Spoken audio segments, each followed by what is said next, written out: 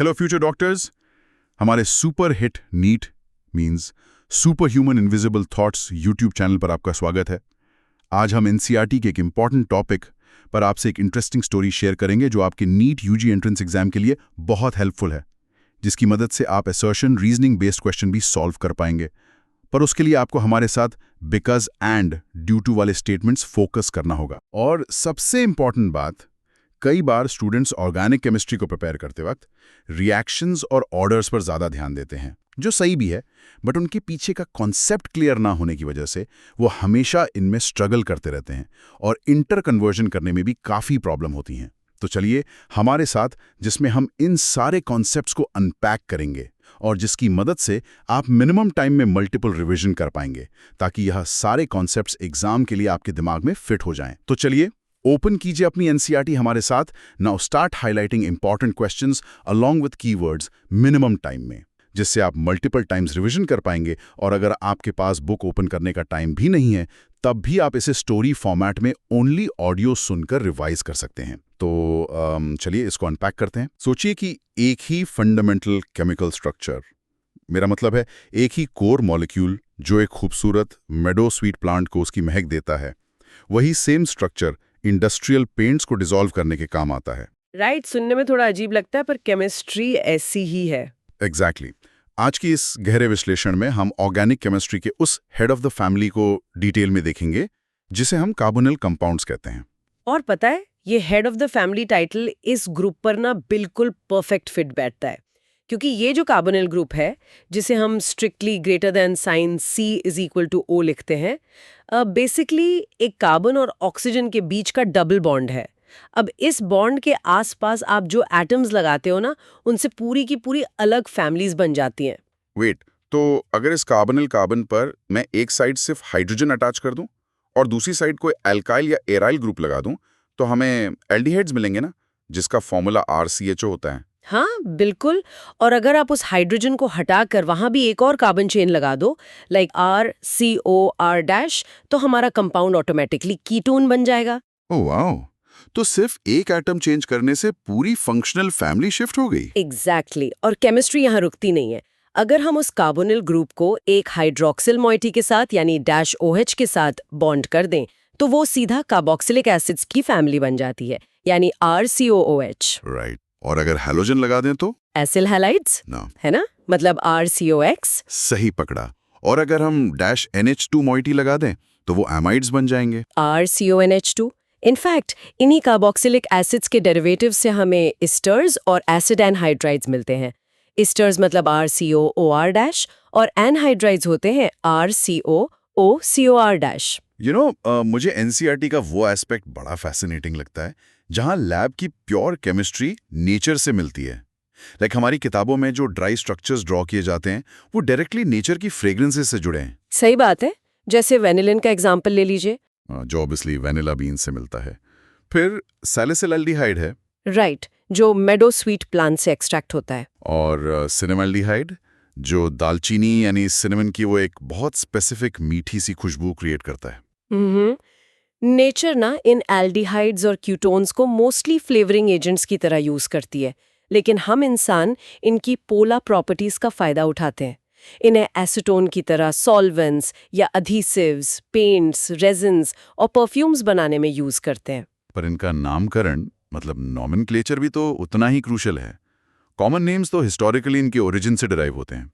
जैसे एल्डिहाइड्स के common names corresponding carboxylic acids के नाम से आते हैं। उसमें से आइक एसिड हटाकर सिंपली एल्डिहाइड लगा देते हैं। और उसमें चेन में सब्स्टिट्यूएंट्स की पोजीशन दिखाने के लिए हम ग्रीक लेटर्स यूज करते हैं, like alpha, beta, gamma, delta. मतलब जो कार्बन डायरेक्टली उस एल्डिहाइड ग्रुप के कार्बन से जुड़ा है, वो अल्फा कार्बन होगा। बिल्कुल, वो अल्फा, उसके नेक्स्ट वाला बीटा एंड सो फॉर्थ। अब जैसे CH3CHO का नाम लीजिए, इसको एसिटैल्डिहाइड कहते हैं। अगर एरोमेटिक रिंग पर एल्डिहाइड हो तो वो बेंजल्डिहाइड है। राइट। और अगर मेरे पास एक 4 कार्बन की चेन है और बीटा पोजीशन पर ब्रोमीन लगा है, तो उसका कॉमन नाम सीधा बीटा ब्रोमो ब्यूट्रॉल्डिहाइड हो जाएगा। एग्जैक्टली। और कुछ स्ट्रक्चर्स ना एग्जाम में डायरेक्ट आते हैं, जैसे 5 कार्बन वाले एल्डिहाइड को हम वैलोर एल्डिहाइड कहते हैं। और अगर डबल बॉन्ड आ जाए, like CH2 double bond CH CHO, तो वो एक्रोलीन है। वेट, एक्रोलीन वो इंपॉर्टेंट है। और अगर बेंजीन रिंग पर दो एल्डिहाइड ग्रुप्स ऑर्थो पोजीशन पर लग जाएं, तो उसे फैथिलैल्डिहाइड कहा जाता है। और कीटोन्स में हिस्टोरिकल नेम्स का ट्रेंड थोड़ा अलग है। सबसे सिंपल डाइमीथाइल कीटोन को हम एसीटोन बुलाते हैं। हाँ, नील पॉलिश रिमूवर वाला एसीटोन। कीटोन्स हैं तो हम फिनोन वर्ड के आगे एसिल ग्रुप का प्रीफिक्स लगा देते हैं, जैसे एसिटोफिनोन, प्रोपियोफिनोन और बेंजोफिनोन। लेकिन IUPAC नॉमेनक्लेचर पर आते ही रूल स्ट्रिक्ट हो जाते हैं। एलिफैटिक एल्डिहाइड्स में अल्केन के नाम का ई हटाकर सफिक्स अल लगाते हैं और कीटोन्स में सिंपली 1 लगाते हैं। और नंबरिंग हमेशा उस एंड से शुरू होती है जो कार्बोनिल कार्बन के सबसे पास हो। एल्डिहाइड ग्रुप क्योंकि टर्मिनल होता है तो उसका कार्बन इनहेरेंटली नंबर 1 होता है। पर साइक्लिक कंपाउंड्स में तो रूल अलग है ना? हाँ, वहाँ एक ट्विस्ट है। अगर aldehyde group directly cyclic ring से अटैच्ड है तब हम अल की जगह पूरा सफिक्स कार्बाल्डिहाइड यूज करते हैं, जैसे साइक्लोहेक्सेन कार्बाल्डिहाइड। एरोमेटिक एल्डिहाइड्स में बेंजीन कार्बाल्डिहाइड एक एक्सेप्टेबल IUPAC नाम जरूर है, लेकिन बेंजैल्डिहाइड इतना पॉपुलर है कि IUPAC ने भी उसे ही स्टैंडर्ड मान लिया है। ओके, तो यहाँ पर एक छोटा सा ब्रेक लेकर अपना पहला क्विक रिकैप करते हैं, बिना कोई कॉन्सेप्ट स्किप किए।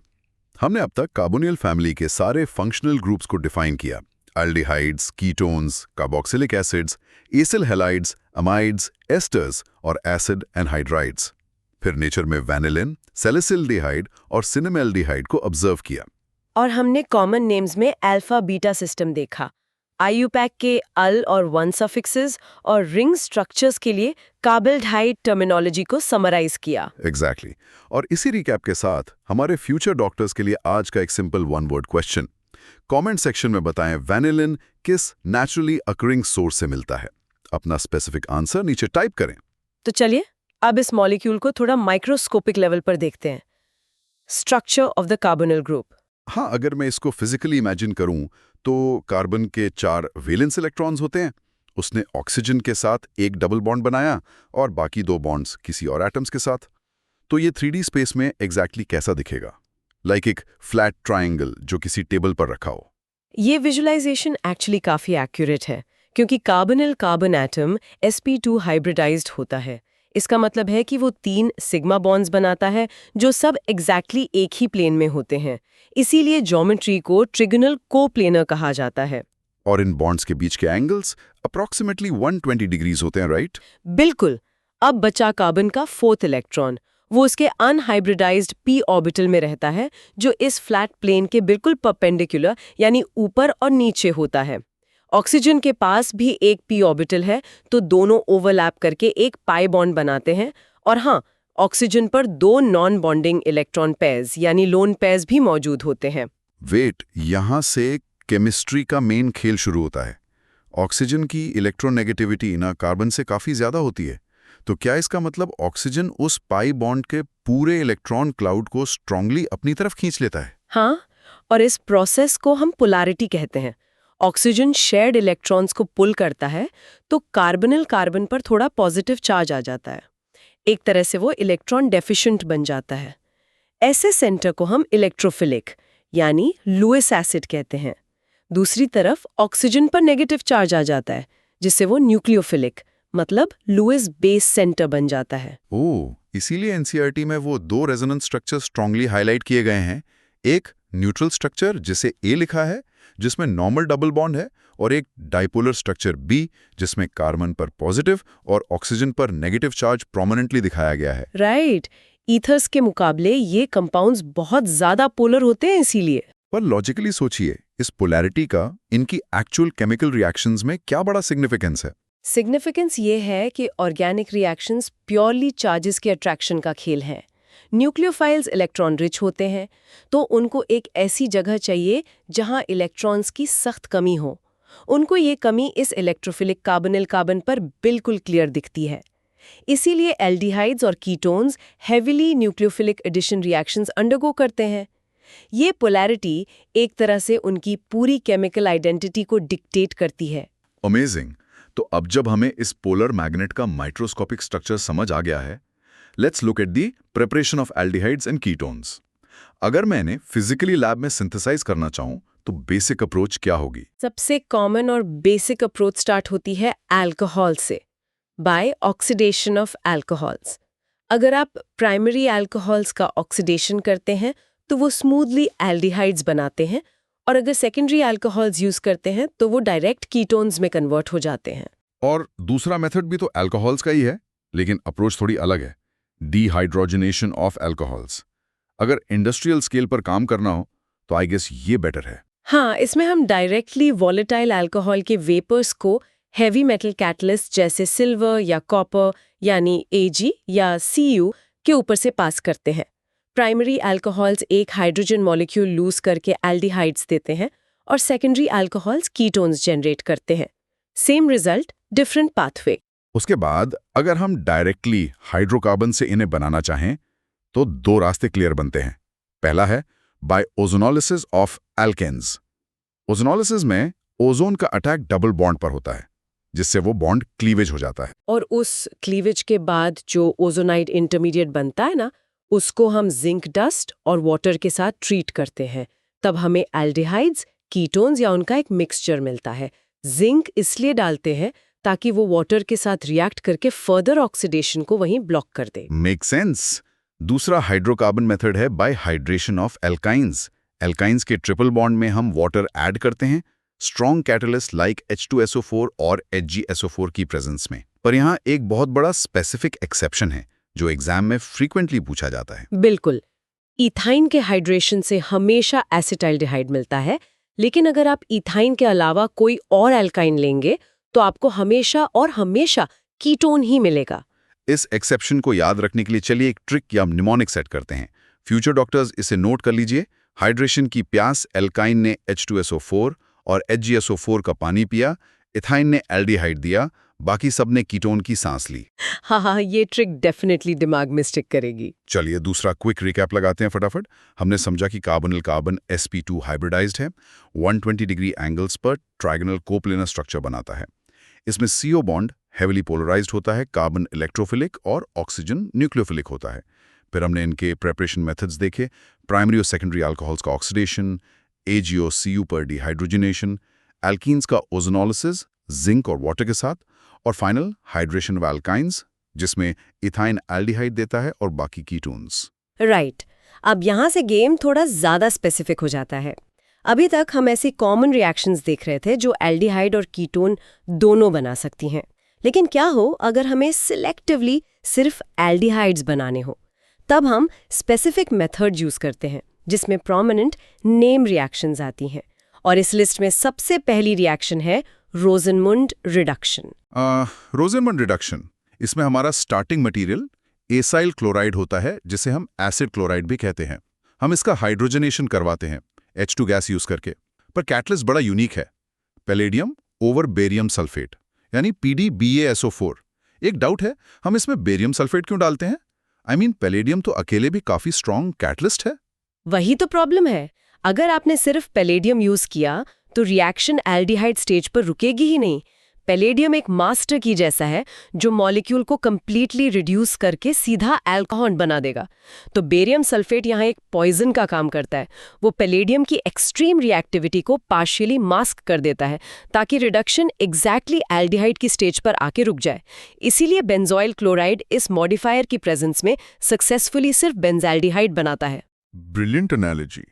ऐसी ही एक स्पेसिफिक और इम्पॉर्टेंट रिएक्शन है स्टीवन रिएक्शन। इसमें स्टार्टिंग मटेरियल हमारे नाइट्राइल्स होते हैं। हम नाइट्राइल्स को स्टैनस क्लोराइड यानी SnCl2 और हाइड्रोक्लोरिक एसिड HCl के साथ ट्रीट करते हैं। इस रिएक्शन से पहले इंटरमीडिएट इमीन बनता है, और जब हम इस इमीन का आगे नॉर्मल हाइड्रोलिसिस करते हैं तो वो ब्यूटीफुली एल्डिहाइड फॉर्म कर लेता है। लेकिन नाइट्राइल्स को रिड्यूस करने का एक और highly effective selective modern reaction भी हमारे पास है, डाईआइसोब्यूटिल एल्यूमिनियम हाइड्राइड, जिसे जनरली DiBAlH लिखते हैं। डाइबॉल H, ये तो एक बहुत बल्की मॉलिक्यूल है ना? हाँ, और बल्कीनेस ही इसका फायदा है। ये नाइट्राइल्स को सेफली इमीन्स में रिड्यूस करता है बिना उनके बाकी किसी स्ट्रक्चर को डिस्टर्ब किए। जैसे अगर चेन में कोई डबल बॉन्ड है तो डीबल H उसे टच भी नहीं करेगा। उसके बाद बस उस इमीन को हाइड्रोलाइज कर लो। डीबल H का एक और मैसिव फायदा ये है कि ये एस्टर्स को भी सेलेक्टिवली एल्डिहाइड्स में रिड्यूस करने की रेयर कैपेबिलिटी रखता है। तो अब आते हैं उन रिएक्शंस पर जो स्पेसिफिकली एरोमेटिक एल्डिहाइड्स जैसे कि बेंजाल्डिहाइड बनाने के काम आती हैं। एनसीईआरटी यहाँ हाइड्रोकार्बन्स और स्पेशली टोलिन से प्रोसेस शुरू करती है। एरोमेटिक एल्डिहाइड्स बनाने के 4 मेजर मेथड्स हैं। पहला मेथड है इटार्ड रिएक्शन। इटार्ड रिएक्शन का मैकेनिज्म काफी फैसिनेटिंग है एक्चुअली। अगर हम डायरेक्टली कोई स्ट्रॉन्ग ऑक्सीडाइजिंग एजेंट डालेंगे तो टोल्यूइन सीधा ऑक्सीडाइज होकर बेंजोइक एसिड बन जाएगा। इसलिए इटार्ड रिएक्शन में हम टोल्यूइन को क्रोमाइल क्लोराइड यानी CrO2Cl2 के साथ पहले ट्रीट करते हैं। तो CrO2Cl2 उसको पार्शियली ऑक्सीडाइज करता है। बिल्कुल, वो मिथाइल ग्रुप पर अटैक करके एक स्टेबल क्रोमियम कॉम्प्लेक्स बनाकर उसको कंप्लीटली लॉक कर देता है।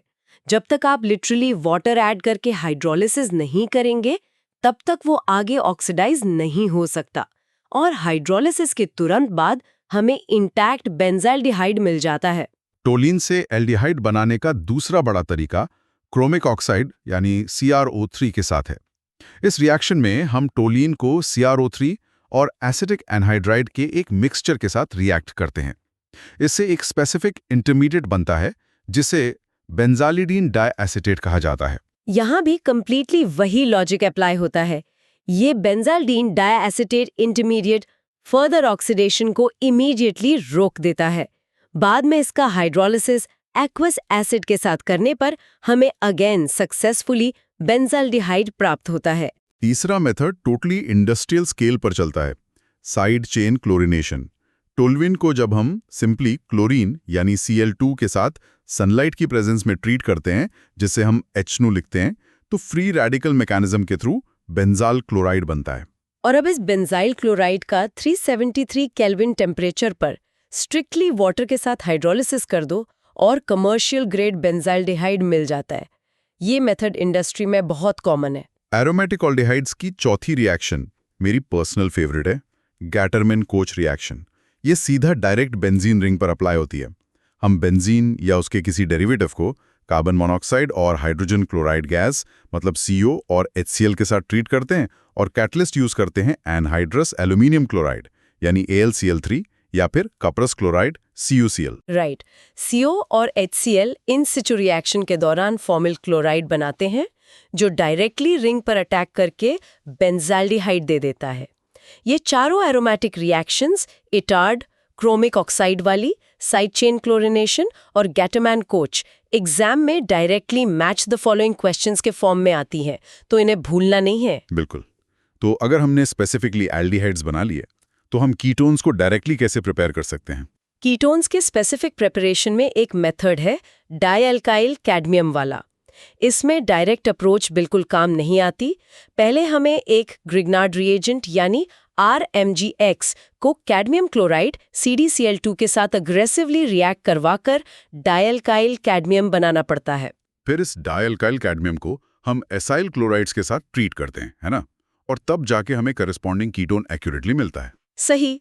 और अगर हमारे पास स्टार्टिंग में नाइट्राइल्स है तो हमारी अप्रोच क्या होगी? नाइट्राइल्स के केस में हम सीधा ग्रिग्नार्ड रिएजेंट का अटैक करवाते हैं। अगर ईथर सॉल्वेंट की प्रेजेंस में नाइट्राइल और ग्रिग्नार्ड इंटरैक्ट करें तो एक एडिशन इंटरमीडिएट बनता है। उस इंटरमीडिएट का सिंपली हाइड्रोलिसिस करते ही कीटोन मिल जाएगा। जैसे अगर हम प्रोपेनाइट्राइल जिसमें 3 कार्बन होते हैं उसको हम फिनाइल मैग्नीशियम ब्रोमाइड के साथ रिएक्ट करवाएं तो क्या प्रोडक्ट बनेगा? वो बनेगा प्रोपियोफिनोन, जिसे ऑफिशियली 1-फिनाइल प्रोपेनोन भी कहते हैं। और आखिरी स्पेसिफिक कीटोन प्रेपरेशन वापस से एक क्लासिकल नेम रिएक्शन पर आती है, फ्रीडल-क्राफ्ट्स एसाइलेशन। बेंजीन या किसी सब्स्टिट्यूटेड बेंजीन को डायरेक्टली एसिड क्लोराइड के साथ एनहाइड्रस AlCl3 की प्रेजेंस में रिएक्ट करवाओ और एरोमेटिक रिंग पर सीधा कीटोन ग्रुप अटैच हो जाएगा। सो फाइनली हमने इन पोलर मॉलिक्यूल्स को सिलेक्टिवली सिंथेसाइज कर लिया है। लेकिन अब जब हम इनकी फिजिकल प्रॉपर्टीज को डिटेल में स्टडी करते हैं तो हमें एग्जैक्टली देखना पड़ेगा कि ये मॉलिक्यूलर पोलैरिटी फिजिकल वर्ल्ड में कैसा असर दिखाती है। स्टेट की बात करें तो मेथनॉल रूम टेम्परेचर पर एक पंजेंट गैस है, इथेनॉल एक हाईली वॉलेटाइल लिक्विड है, बाकी नेचुरली मोस्टली सॉलिड या लिक्विड फॉर्म में आते हैं। लेकिन इनका सबसे ट्रिकीएस्ट कॉन्सेप्ट इनका बॉइलिंग पॉइंट है। बॉइलिंग पॉइंट्स तो पूरी तरह मॉलिक्यूल्स के आसपास के इंटरमॉलिक्यूलर इंटरेक्शंस पर डिपेंड करते हैं, राइट? एनसीईआरटी ने एक बड़ा स्पेसिफिक पॉइंट दिया है कि इन एल्डिहाइड्स और कीटोन्स का boiling point equivalent molecular mass वाले हाइड्रोकार्बन्स और ईथर से काफी ज्यादा होता है। ऐसा क्यों? क्योंकि उनका कार्बोनिल ग्रुप पोलर है। अब इमेजिन करो कि एक माइक्रोस्कोपिक टग ऑफ वॉर चल रहा है। ये हाईली पोलर मॉलिक्यूल्स एक दूसरे को अपनी ऑपोजिट पोलैरिटी की वजह से इंटेंसली अट्रैक्ट करते हैं, जिसे हम स्ट्रॉन्ग डाइपोल डाइपोल इंटरैक्शंस कहते हैं। हाइड्रोकार्बन्स कंप्लीटली नॉन पोलर है और ईथर्स प्रैक्टिकली बहुत कम पोलर होते हैं, तो उनमें ऐसी strong direct attraction force exist ही नहीं करती। पर एक बड़ा कैच भी है, इन कार्बोनिल्स का बॉइलिंग पॉइंट अल्कोहल से हमेशा सिस्टमैटिकली कम होता है। अल्कोहल्स के पास स्ट्रॉन्ग डैश OH ग्रुप होता है, जिसकी वजह से उनमें आपस में स्ट्रॉन्ग इंटरमॉलिक्यूलर हाइड्रोजन बॉन्डिंग होती है, जो कि इस डाइपोल डाइपोल इंटरैक्शन से क्लियरली काफी ज्यादा पावरफुल फोर्स है। चलिए एनसीईआरटी का वो एग्जाम्पल डेटा रिग्रेसली डिकोड करते हैं, जहां रफली 58 से 60 के एग्जैक्टली सिमिलर मॉलिक्यूलर मास वाले कंपाउंड्स को डिटेल में कंपेयर किया गया है। फ्यूचर डॉक्टर्स, ये data point literally direct MCQ format में आ सकता है। राइट। सबसे कम बॉइलिंग पॉइंट नॉन ब्यूटेन का है, जो ऑब्वियसली एक नॉन पोलर हाइड्रोकार्बन है। इसका BP सिर्फ 273 केल्विन है। उसके ठीक ऊपर आता है मेथॉक्सी ईथेन, जो एक लाइटली पोलर ईथर है। इसका BP 281 केल्विन है। उसके बाद सीधा एक बड़ा लीप आता है एल्डिहाइड्स पर। प्रोपेनॉल का बॉइलिंग पॉइंट जंप करके 322 केल्विन्स हो जाता है, स्ट्रिक्ट डाइपोल इंटरैक्शंस की वजह से। और उससे स्लाइटली स्ट्रॉन्गर पोलैरिटी होती है कीटोन की, इसलिए एसीटोन का बॉइलिंग पॉइंट 329 केल्विन है। और परफेक्टली एंड में आता है हाइड्रोजन बॉन्डिंग का अनडिस्प्यूटेड किंग प्रोपेनॉल 1, जिसका बॉइलिंग पॉइंट हाईएस्ट है पूरे 370 केल्विन पर। एग्जैक्टली। और एग्जाम्पल 8.2 में बिल्कुल यही similar question strictly increasing order के रूप में पूछा गया है। अगर उनके स्ट्रक्चरल फॉर्मूलाज को ट्रेस करें तो सीक्वेंस परफेक्टली बनता है। पहले कंप्लीटली नॉन पोलर एल्केन यानी CH3 CH2 CH2 CH3, उसके बाद हल्का सा पोलर ईथर H5C2-O-C2H5, उसके आगे strongly polar aldehyde CH3 CH2 CH2 CHO और एब्सोल्युटली लास्ट में स्ट्रॉन्गेस्ट बॉन्ड वाला alcohol CH3 CH2 CH2 CH2 CH2OH। अब प्रॉपर्टीज में नेक्स्ट मेजर पॉइंट सॉल्युबिलिटी का आता है। आप देखेंगे कि लोअर मेंबर्स जैसे मेथनॉल, इथेनॉल और प्रोपेनोन वाटर में प्रैक्टिकली सभी प्रोपोर्शंस में कंप्लीटली मिसिबल होते हैं। पर वेट, इनके पास तो खुद हाइड्रोजन बॉन्ड बनाने के लिए OH ग्रुप नहीं है ना? सही कहा, ये आपस में हाइड्रोजन बॉन्ड नहीं बनाते, पर वाटर के मॉलिक्यूल के ऑक्सीजन और हाइड्रोजन के साथ कार्बोनिल का polar oxygen cross hydrogen bonding definitely कर लेता है। पर जैसे जैसे इनकी एल्काइल चेन यानी जो कार्बन की नॉन पोलर स्ट्रिंग है वो बड़ी होती जाती है, उनका हाइड्रोफोबिक नेचर डोमिनेट करने लगता है और सॉल्युबिलिटी रैपिडली डिक्रीज होने लगती है। और हमने शुरू में ओडर यानी महक की बात की थी। यहाँ ओडर उनकी चेन लेंथ के साथ ड्रास्टिकली शिफ्ट होती है। लोअर ऑल्डिहाइड्स में एक पंजेंट, बिल्कुल चुभने वाली स्मेल होती है, पर जैसे जैसे इनका मास और अल्काइल चेन लेंथ बढ़ती है, इनकी स्मेल इंस्टेंटली लेस पंजेंट होती जाती है और एक कंप्लीटली फ्रेग्रेंट मीठी सी नेचर एक्वायर कर लेती है। इसीलिए तो हम इन नेचुरली अकरिंग हेवी एल्डिहाइड्स और कीटोन्स को नेचुरली परफ्यूम्स और हाई एंड सिंथेटिक फ्लेवर्स में एक्सटेंसिवली यूज करते हैं। चलिए अब इस पूरे सेगमेंट का एक फाइनल और तीसरा क्विक रिकैप लगाते हैं। हमने देखा स्ट्रिक्टली एल्डिहाइड बनाने की स्पेसिफिक रिएक्शंस, रोज़मून रिडक्शन जिसमें H2 और PDBSO4 एक लॉक एंड की का काम करते हैं, स्टीफन रिएक्शन जिसमें SnCl2 और HCl नाइट्राइल्स पर अटैक करते हैं, फिर DIBH का एब्सोल्यूट सेलेक्टिव रिडक्शन। फिर हमने एरोमेटिक्स के स्पेसिफिक केसेस देखे, इटार्ड रिएक्शन जिसमें क्रोमिल क्रोलाइड यानी CrO2Cl2 यूज होता है, क्रोमिक ऑक्साइड यानी CrO3 method, side chain chlorination और स्ट्रिक्टली गैटम एंड कोच जिसमें CO और HCl यूज होते हैं। कीटोन्स के सेलेक्टिव प्रिपरेशन में हमने डाइअल्काइल कैडमियम और क्लासिकल फ्रीडल-क्राफ्ट्स को प्रैक्टिकली समझा और सबसे इफेक्टिवली हमने फिजिकल प्रॉपर्टीज का वो tug of war concept detail में कवर किया, जिसमें फाइनल बॉइलिंग पॉइंट का रिजिडली ऑर्डर बनता है, alkanes less than ethers, less than aldehydes और कीटोन्स और logically less than alcohols. Name reactions जल्दी रिकॉल करने के लिए एक क्विक शॉर्ट ट्रिक अपने स्पेसिफिक नोट्स में स्ट्रिक्टली ऐड कर लीजिए। स्टीफन का SCnCl2, इटार्ड की क्रोमाइल कार और गैटरमन का COHCl। ये मेमोनिक्स आपको पेपर में डेफिनेटली फ्रैक्शन ऑफ सेकंड्स में क्वेश्चन सॉल्व करवाएंगे। हमने इस एक ऑडियो में उनकी स्ट्रक्चरल प्रिपरेशन से लेकर फिजिकल ज्योमेट्री तक पूरा कॉन्सेप्ट कॉम्प्रिहेंसिवली अनपैक कर लिया है। अलग अलग कंपाउंड्स की डेलिकेट फ्रेग्रेंस डिस्कस कर रहे थे। एक बार सीरियसली सोचकर देखिए, नेचर ने प्रैक्टिकली उन्हीं 3 फंडामेंटल एटम्स कार्बन, हाइड्रोजन और ऑक्सीजन का सिंपल परम्यूटेशन और कॉम्बिनेशन रिजिडली यूज करके इतने अलग अलग कॉम्प्लेक्स फ्रेग्रेंट मॉलिक्यूल्स स्ट्रक्चरली बनाए हैं। हमारी ह्यूमन बॉडी और स्पेशली हमारी नाक का जो हाईली कॉम्प्लेक्स ऑल्फैक्टरी सिस्टम है, वो प्रैक्टिकली एक मास स्पेक्ट्रोमीटर की तरह रियल टाइम काम करता है। वो इन सटल स्ट्रक्चरल डिफरेंसेस को साइंटिफिकली इतनी परफेक्शन और प्रिसीजन से आखिर कैसे पहचानती होगी कि सिर्फ एक माइक्रोस्कोपिक डबल बॉन्ड डिस्प्लेस होने या एक मीथाइल चेन एक्सटेंड होने पर आपकी बायोलॉजिकल नाक वनीला और सिनेमन का एब्सोल्यूट क्लियर डिस्टिंक्शन तुरंत बता देती है। सीरियस और स्ट्रक्चरली ब्यूटीफुल बनाता है। इसीलिए ऑर्गेनिक केमिस्ट्री को स्ट्रिक्टली टेक्स्ट की जगह 3D ज्योमेट्रीज और अनसीन फोर्सेस की तरह कॉन्स्टेंटली इमेजिन करना शुरू कीजिए। एक छोटा सा एक्स्ट्रा कार्बन और पूरी की पूरी फ्रेग्रेंस टोटली बदल जाती है। कितना यूनिवर्सली फैसिनेटिंग थॉट है ये। फ्यूचर डॉक्टर्स, आप प्रैक्टिकली इसी तरह अपने बायोलॉजी और केमिस्ट्री के इस डीप इंटरकनेक्शन को नेचर में एक्टिवली ऑब्जर्व करते रहिए। अगर आपको कॉन्सेप्चुअली इस तरह चीज़ों को कंप्लीटली अनपैक करना डीपली पसंद आया और आप फर्मली चाहते हैं कि हम whole syllabus of NEET UG की प्रॉपर्ली ऐसी ही इंटरेस्टिंग स्पेसिफिक स्टोरी फॉर्मेट में कंटेंट बनाएं, तो सिंसियरली हमारे यूट्यूब चैनल को अग्रेसिवली लाइक, शेयर और डेफिनेटली सब्सक्राइब जरूर करें। और साथ ही प्लीज नीचे कमेंट सेक्शन में डेफिनेटली अपना ऑनेस्ट फीडबैक ड्रॉप करें। हम डायरेक्टली अपने आगे के एजुकेशनल सेशंस में स्पेसिफिकली आपके एग्जैक्ट प्रेफरेंस के हिसाब से रैशनली क्या चेंजेस और स्पेसिफिकली ऐड कर सकते हैं, ये डिटेल्ड में जरूर बताएं। आपके जेन्युइन ओपिनियन सीरियसली इस लर्निंग स्ट्रक्चर को साइंटिफिकली काफी बेहतर और एक्टिवली इंगेजिंग बनाएंगे।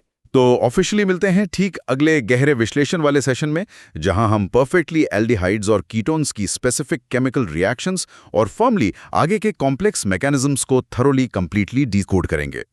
तब तक future doctors, purely keep studying hard, purely keep visualising the core concepts deeply and strictly keep revising scientifically.